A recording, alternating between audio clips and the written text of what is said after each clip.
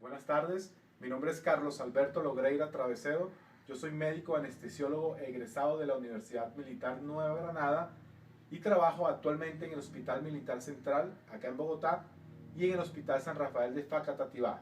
Hoy vamos a presentar el bloqueo supraclavicular del plexo braquial. Comenzaré hablando sobre la anatomía del plexo braquial. Este sale de la médula cervical entre C5 y T1, dando los troncos superior, el tronco medio y el tronco inferior. Estos tres, a su vez, se van a dividir en 6 ramas, 3 ramas anteriores y 3 ramas posteriores. Estas, uniéndose, van a formar 3 fascículos: el fascículo lateral, el fascículo posterior y el fascículo medial. Estos, a su vez, ya van a formar definitivamente los nervios diferenciados. Esa es, a grandes rasgos, la anatomía del plexo braquial.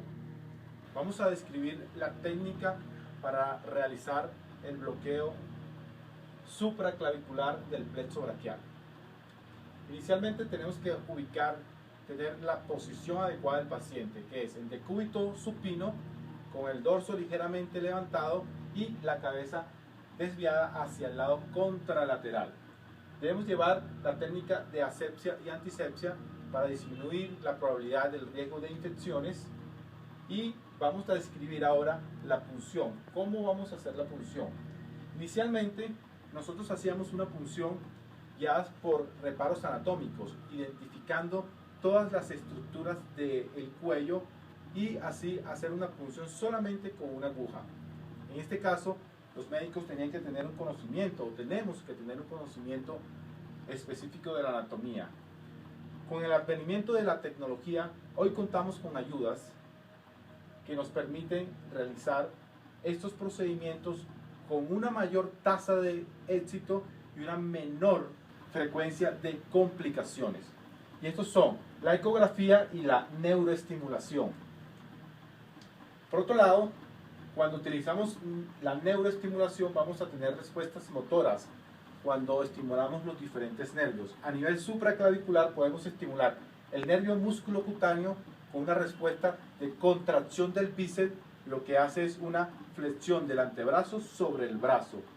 Una respuesta del nervio mediano que nos hace una flexión de los dedos, flexión de la muñeca, ¿sí? O pronación del brazo, y una respuesta radial con extensión del brazo o del antebrazo y extensión de la muñeca o de los dedos.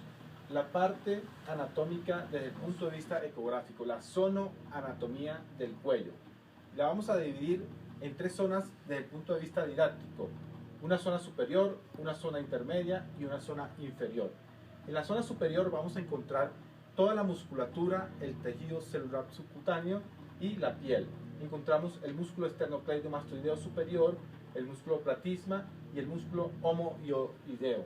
En la zona intermedia vamos a encontrar lo que son los músculos escaleno anterior, el escaleno medio, la arteria subclavia, ¿sí? Con un corte transversal, y ya nuestro plexo braquial, que se ve como en forma de uva de racimo. Y en la zona inferior ya encontramos la primera costilla y la pleura, la cúpula pleural. Para hacer los bloqueos guiados por ecografía, indudablemente tenemos que tener un conocimiento básico de la ecografía.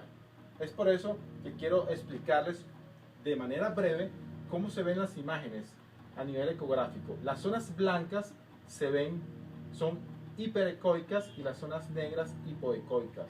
Los vasos sanguíneos se ven hipoecoicos y los nervios tienen una combinación. En su centro se pueden ver hipoecoicos y alrededor se ven hiperecoicos. La colocación de la sonda en el espacio o en la fosa supraclavicular debe hacerse por encima de la clavícula, con una orientación ligeramente hacia el tórax. Este es un corte coronario sagital, en donde podemos ver el punto más importante para guiarnos desde el punto de vista anatómico: es el corte transversal de la arteria subclavia. Acá nosotros vamos a introducir la aguja paralelamente a la sonda ¿sí? Llamamos nosotros en plano, para poder ver completamente, tener una visualización completa de la aguja y así una orientación mejor. Esa es la forma en que vamos a hacer nuestra punción. La infiltración del anestésico local, que para este caso es aproximadamente entre 30 y 40 mililitros, eso equivale a decir a 400 miligramos de lidocaína sin epinefrina o 100 miligramos de bupivacaína.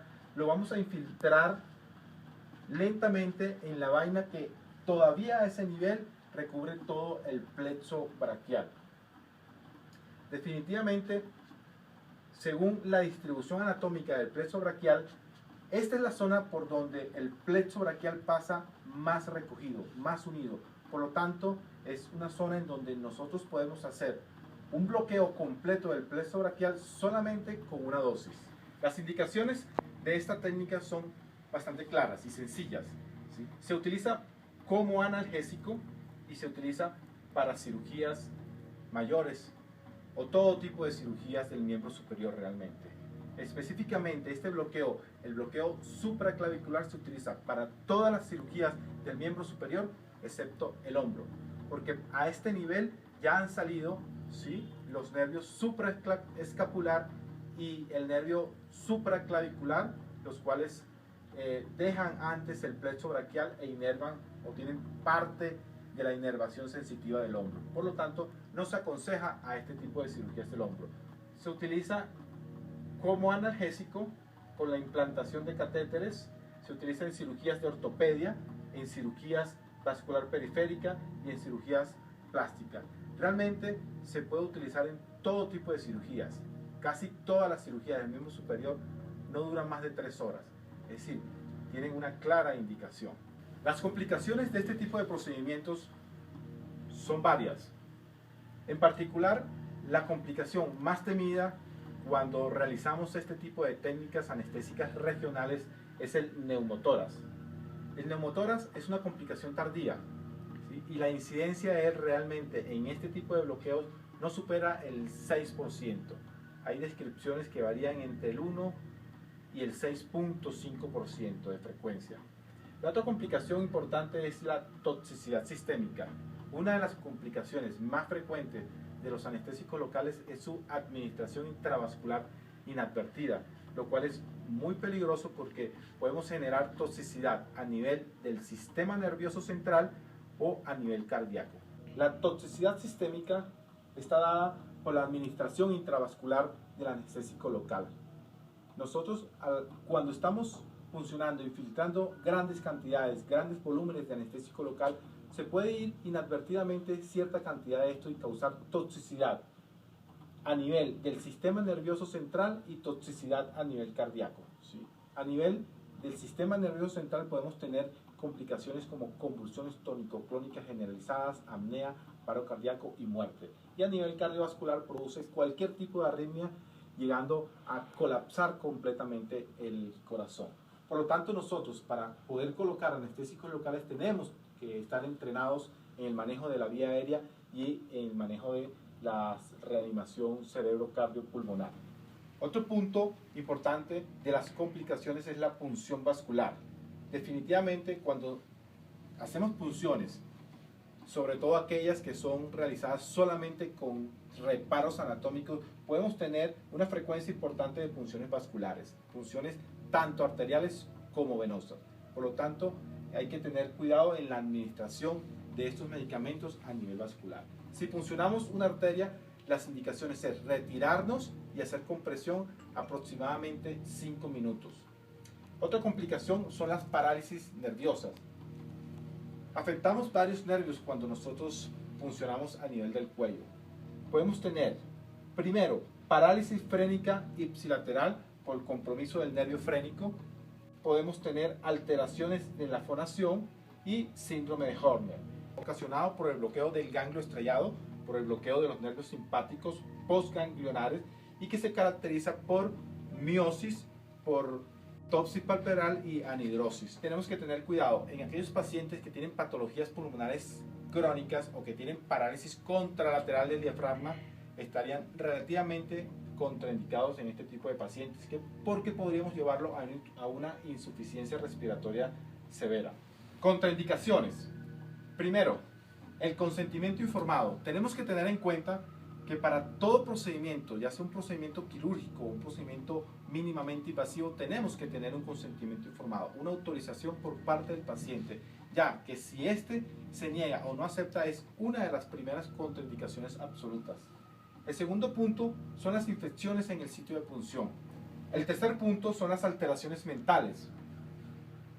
Definitivamente, para poder realizar una técnica anestésica regional, un bloqueo supraclavicular en este caso, tenemos que escoger muy bien a nuestro paciente, porque muchos no colaboran. Obviamente no podemos realizar una técnica anestésica regional en un paciente psiquiátrico o en un paciente que tenga algún síndrome mental. El cuarto punto son las patologías respiratorias o la parálisis respiratoria contralateral. En este caso, al hacer un bloqueo del plexo braquial por vía interescalénica o por vía supraclavicular, tenemos un riesgo muy alto, más del 50% de probabilidad de hacer parálisis del nervio frénico, por lo tanto parálisis diafragmática, y tendría este paciente un riesgo muy alto de hacer una falla respiratoria. El quinto punto son las alteraciones de la hemostasia. Está absolutamente contraindicado la realización de estas técnicas en pacientes que estén recibiendo anticoagulantes o antiagregantes plaquetarios y en pacientes que tengan algún trastorno de la coagulación. En resumen, las técnicas de anestesia regional, específicamente la anestesia regional del miembro superior, trae grandes beneficios al paciente. En primer lugar, son técnicas económicas. Desde el punto de vista de la farmacoeconomía, se gasta menos. En segundo lugar, para el paciente modula muchísimo mejor el dolor y permite que el paciente se integre mucho más rápido a su recuperación, a sus terapias físicas, a su rehabilitación. Hay algo importante, que esta técnica, el bloqueo supraclavicular del plexo braquial, ha sido llamado la raquidia del miembro superior. Produce un bloqueo motor y sensitivo de excelente calidad. Lo único que tenemos que manejarlo con cuidado, llevar las técnicas y saber conocer y manejar las posibles complicaciones que se puedan presentar. Pero definitivamente son muy recomendadas para las cirugías del miembro superior. A continuación realizaré un bloqueo del plexo braquial supraclavicular guiado solamente por reparos anatómicos. Pasamos ahora ya a hacer una descripción de la técnica que vamos a utilizar. Vamos a describir un bloqueo del plexo braquial por vía supraclavicular. Está indicado específicamente para las fracturas del húmero, que es la patología que en este momento tiene nuestro paciente. Vamos a hacer una descripción de todos los reparos anatómicos. La posición del paciente debe ser una posición de cúbito supino, girando la cabeza hacia el lado contrario y en una posición semisentada. Vamos a describir los puntos o los reparos anatómicos. Inicialmente aquí tenemos la horquilla esternal, tenemos el músculo externo cleidocmastoideo con sus dos cabezas o con sus dos haces, la external y la clavicular. Después de ellos vienen los músculos escalenos, anterior, medio y posterior. Entre el escaleno anterior y el escaleno medio se encuentra el surco interescalénico y es a ese nivel donde vamos a hacer nuestra punción. La punción con la aguja debe ser orientada a nivel medial, a nivel caudal y posterior. Esa es la orientación de la aguja que se debe hacer. Otro reparo importante es nuestra clavícula y esta línea discontinua que demarca la yugular externa. Ya vamos a realizar el procedimiento como tal. Ya hemos hecho la asepsia y antisepsia en el paciente. Tenemos todo el área preparada. Vamos a colocarnos nuestros guantes.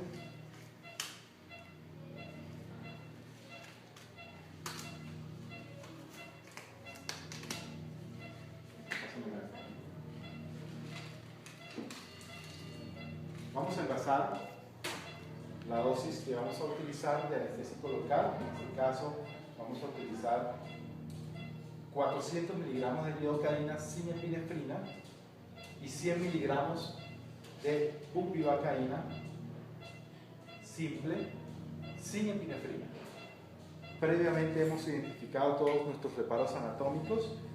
Vamos a funcionar aquí, puedes sentir un corrientazo hacia el brazo si desencadenamos parestesias. ¿Sí?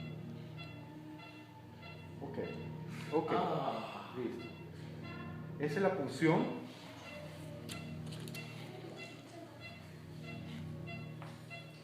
Tenemos 20 mililitros. En total vamos a colocar 40 mililitros de anestésico local en toda la vaina.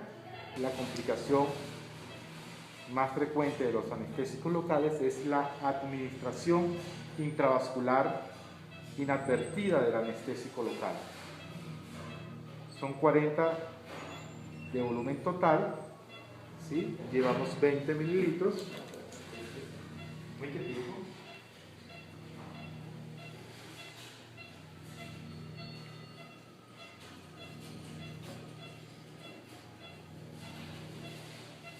Aspiramos siempre cada 5 mililitros.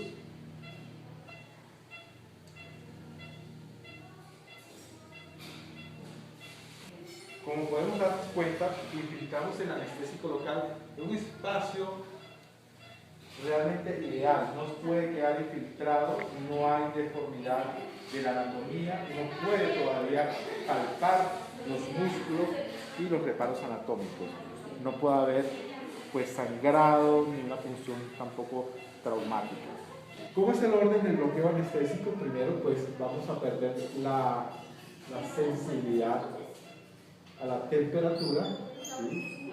El dolor, la temperatura, la propiocepción y por último pues vamos a tener bloqueo motor, es decir, que el paciente va a terminar perdiendo la motricidad de su brazo y va a tener imposibilidad de mover. Eso aproximadamente puede darse en un lapso de 15 minutos y eso es lo que vamos a esperar. Ya han transcurrido 15 minutos aproximadamente desde que colocamos el bloqueo. Como podemos darnos cuenta que en nuestro paciente ya hay una vasodilatación completa, que es prácticamente lo primero que se ocasiona con desaparición del dolor y una disminución del tono muscular, una pérdida del tono muscular. El brazo está completamente caído y el paciente tiene una imposibilidad para levantarlo. Ya tenemos un bloqueo sensitivo y motor completo y estamos listos para llevar a cabo la cirugía. Una cosa importante para determinar que un bloqueo de ese tipo, una anestesia regional, es exitosa, no solamente depende de que tengamos un bloqueo sensitivo y motor. Llamamos un bloqueo exitoso cuando se puede llevar a cabo una cirugía y eso depende no solamente de la técnica anestésica que usted ha utilizado, sino depende de la relación que tenga con el médico cirujano, en este caso el ortopedista, y con el paciente. Es como un triángulo clave que hay que tener en cuenta: el paciente, el cirujano y usted como anestesiólogo y la experiencia que tenga al realizar, al llevar a cabo la técnica anestésica.